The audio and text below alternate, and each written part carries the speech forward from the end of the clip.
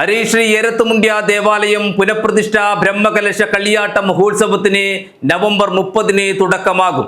ഒരുക്കങ്ങൾ പൂർത്തിയായതായി ഭാരവാഹികൾ വാർത്താ സമ്മേളനത്തിൽ അറിയിച്ചു.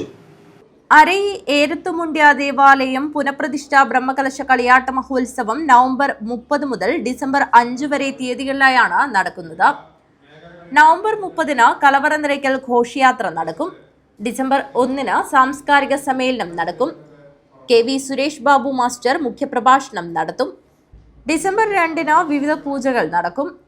തുടർന്ന് പൂരക്കളി, സെമിനാർ പ്രദർശനവും നടക്കും.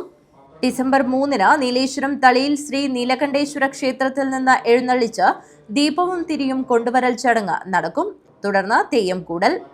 രാത്രി 10 മണിക്ക് വിവിധ തെയ്യക്കോലങ്ങളുടെ കുളിച്ചുതോറ്റവും എഴുന്നള്ളത്തും നടക്കും. രാത്രി 12 മണിക്ക് തൊണ്ടച്ചൻ ദൈവത്തിന്റെ പുറപ്പാട് നടക്കും.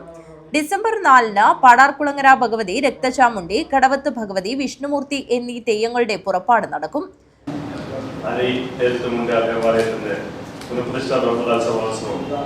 നവംബർ 30 മുതൽ ഡിസംബർ 5 വരെ വിപുലമായ രീതിയിൽ നടത്തുകയാണ്. പരിപാടി നിങ്ങളെല്ലാവരെയും ആദ്യമായി സ്വാഗതം ചെയ്യുന്നു. അതോടൊപ്പം തന്നെ നീണ്ട 5-6 ദിവസങ്ങളിൽ വിവിധ കലാ സാംസ്കാരിക പരിപാടികൾ പങ്കെടുക്കുന്നു. പരിപാടി നടത്തുന്നുണ്ട്. അതിൽ നിങ്ങളെല്ലാവരും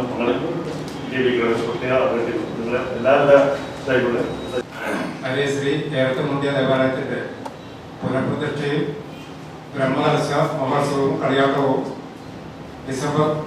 നവംബർ 30 മുതൽ ഡിസംബർ 5 വരെ വിവിധ ആധ്യാത്മിക കലാ സാംസ്കാരിക പരിപാടികളോടുകൂടി നടത്തപ്പെടുകയാണ്. നവംബർ 30-ന് രാവിലെ കന്നിക്കലവറ, തുടർന്ന് വിവിധ ക്ഷേത്രങ്ങളിൽ നിന്ന് കലവറ ക്ഷേത്രം പുറപ്പെട്ട് ക്ഷേത്രത്തിലേക്ക് എത്തിച്ചേരും. ഉച്ചയ്ക്ക് 12 മണി മുതൽ അന്നദാനം സ്പോൺസർ ചെയ്തിട്ടുള്ളത് അരി ശ്രീ ഏരത്തുമുണ്ട്യ ദേവാലയ പ്രവാസി കൂട്ടായ്മയാണ്.